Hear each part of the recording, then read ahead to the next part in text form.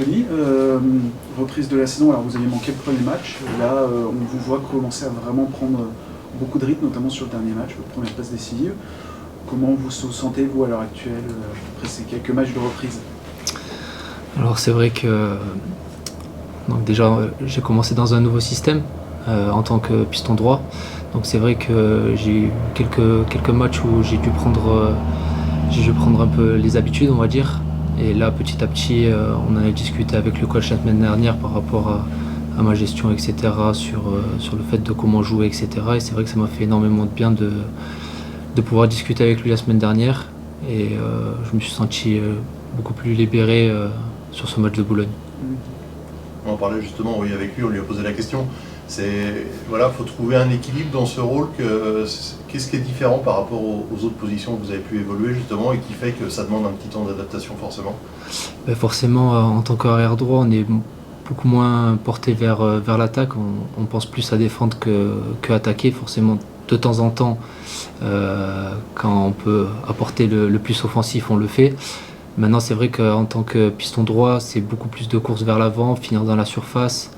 Des courses de retour qui sont différentes d'un arrière droit.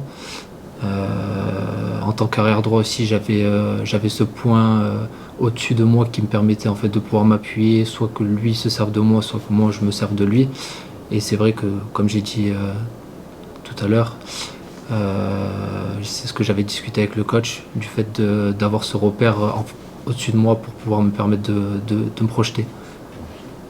C'est quand un coach comme ça arrive, vous propose un nouveau rôle et tout ça, c'est quelque chose, il faut un peu, ça passe par beaucoup justement de discussions, être convaincu du rôle qu'on veut vous donner, parce qu'on peut se dire, il me propose quelque chose, est-ce que je vais être capable, est-ce que c'est quelque chose qui correspond à mes qualités, est-ce que c'est quelque chose qui a demandé du temps, même mentalement je dis à assimiler ou à... Alors bien avant la reprise, j'avais eu déjà le coach au téléphone, il m'avait parlé de ce rôle de piston. C'est pas un très très grand changement parce que on joue juste un peu plus au-dessus.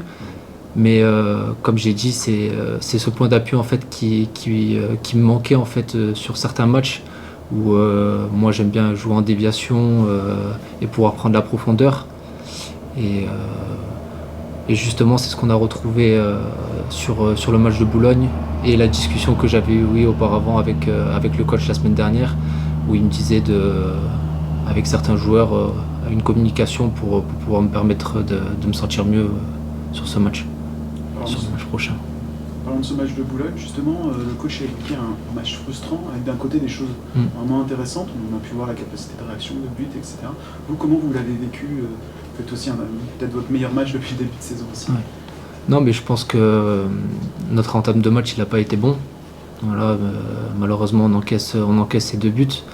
Mais moi, ce que j'ai envie de retenir, c'est que l'équipe, elle n'a pas lâché. C'est vraiment un point positif. On a réussi à revenir à 2-2. Et sincèrement, on aurait pu remporter le match.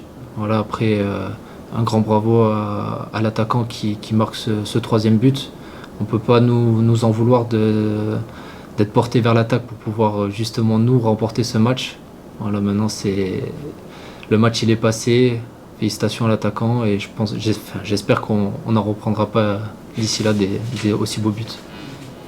Vous, on avait évoqué ça avec le coach aussi, est-ce que ça peut être considéré comme un match déclic, en tout cas dans l'effectif, le collectif, peut-être avoir trouvé des liens qui se sont créés peut-être sur quelque chose comme ça, ou l'équipe est déjà bien en place? Non, l'équipe elle était bien en place. Voilà, c'est vrai que c'est très frustrant de revenir avec cette défaite, mais je pense que ça a été notre meilleur match pour le moment de la saison et c'est ce qu'il faut retenir. Malheureusement, on n'est pas revenu avec ce qu'on voulait parce que qu'on soit à domicile ou à l'extérieur, nous on veut gagner tous les matchs et voilà.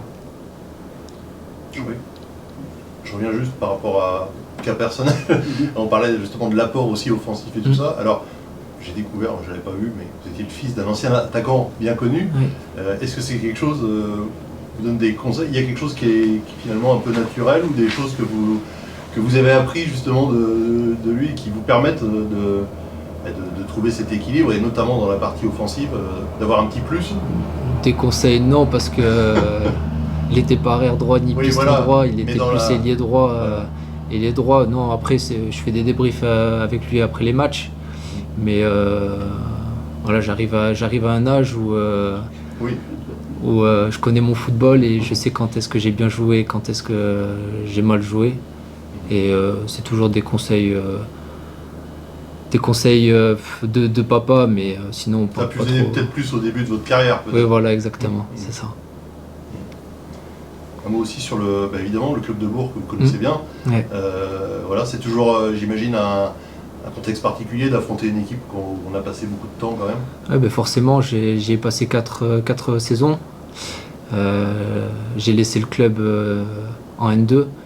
L'année dernière, j'ai énormément discuté avec le président, etc. pendant la saison. J'étais super content pour eux parce que c'est un club qui mérite d'être en national. Je suis super content de jouer contre eux. Maintenant, demain, ça sera mes adversaires pendant 95 minutes. Et on discutera après le match. Un mot, justement, vous retrouvez le stade de Marie-Marvin.